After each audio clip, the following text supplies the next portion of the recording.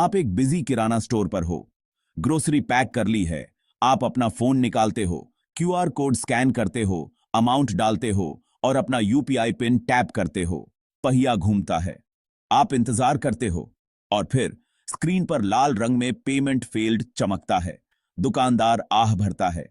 आपको अजीब लगता है, पर आप अकेले नहीं हो, यह हर दिन मिलियंस ऑफ पीपलों के साथ होता है। यूपीआई ने लाइफ को कैशलेस और सुविधाजनक बना दिया है, लेकिन जब यह फेल होता है तो यह कंफ्यूजिंग और फ्रस्ट्रेटिंग होता है। ऐसा क्यों होता है?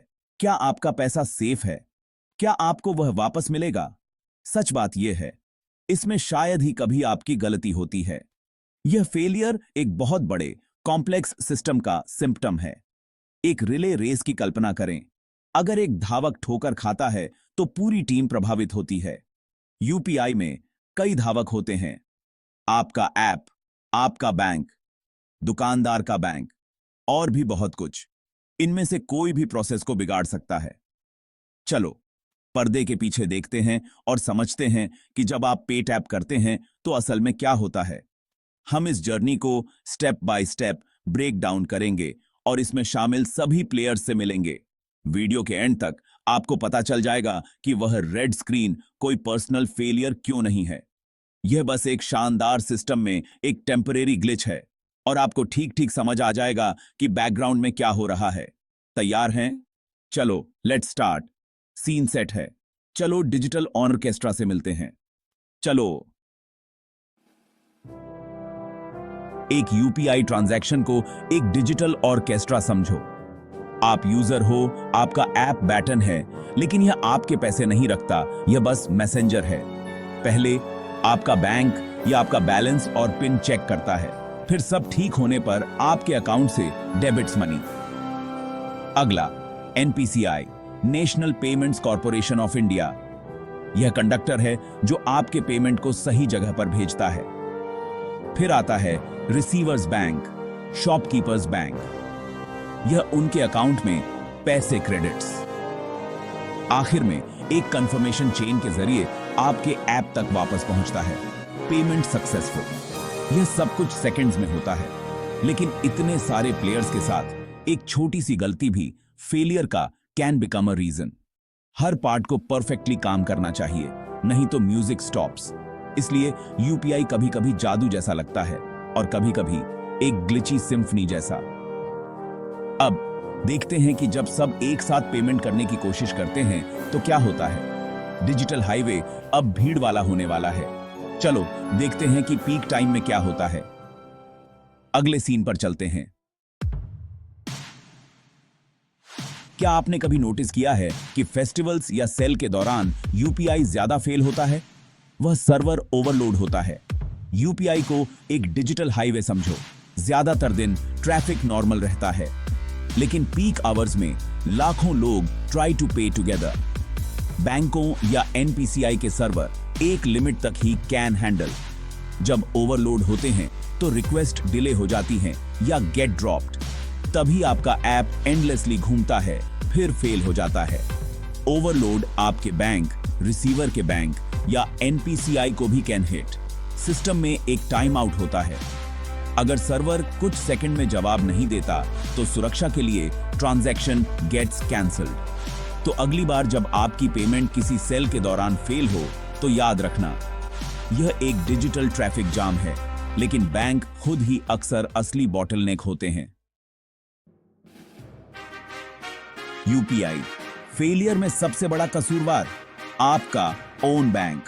बैंकों के सर्वर को 24/7 चलना चाहिए, लेकिन डाउन टाइम होता है, मेंटेनेंस, क्रैश या ओवरलोड। अगर आपके बैंक का सर्वर डाउन है तो वह यूपीआई रिक्वेस्ट को कैनॉट प्रोसेस। कोई जवाब नहीं मतलब पेमेंट फेल। ऑनलाइन होने पर भी बैंक ट्रांजैक्शन को रिजेक्ट कर सकते हैं अगर उनके सिस्टम ओवरलोडेड या बग वाले हों। कभी कभी आपके बैंक और एनपीसीआई के बीच का कनेक्शन धीमा या अनस्टेबल होता है, जिससे टाइम आउट ऑकर्स। कुछ बैंकों ने यूपीआई की रियल टाइम डिमांड्स को हैंडल करने के लिए अपनी टेक को हैवंट अपग्रेडेड।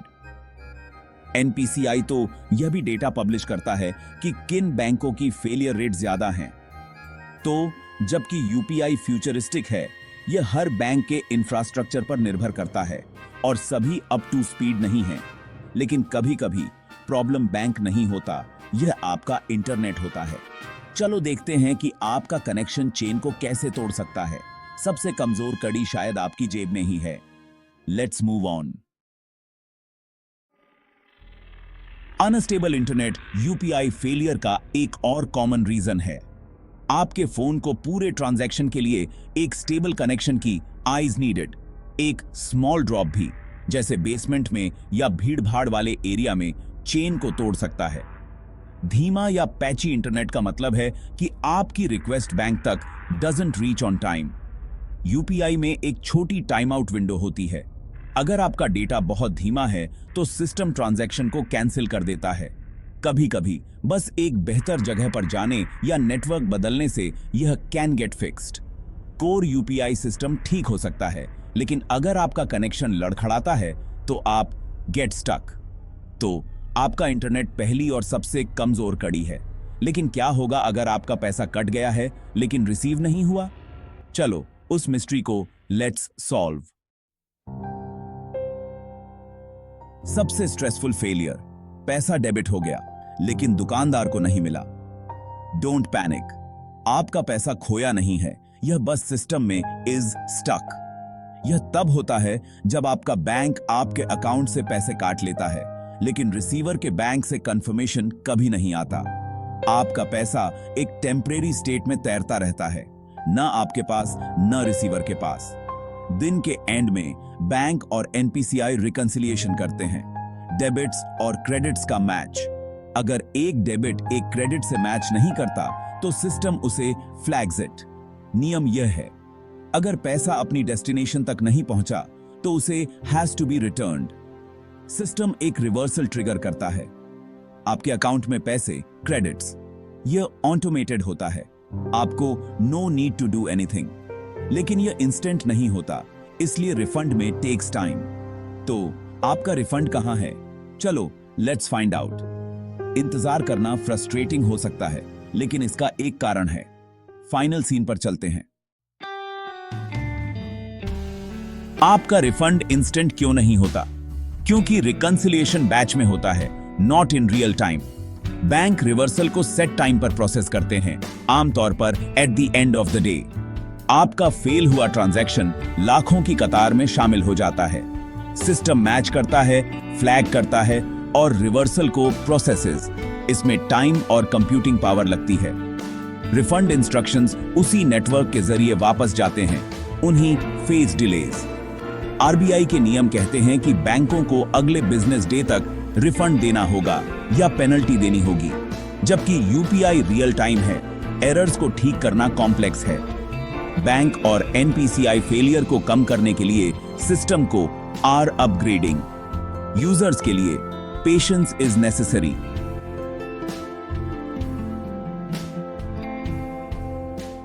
मजबूत सिस्टम आपके पैसे की प्रोटेक्ट। यूपीआई परफेक्ट नहीं है, लेकिन यह हर दिन इज गेटिंग बेटर। अगली बार जब आप वह लाल स्क्रीन देखें तो आपको ठीक ठीक पता होगा कि बैकग्राउंड में क्या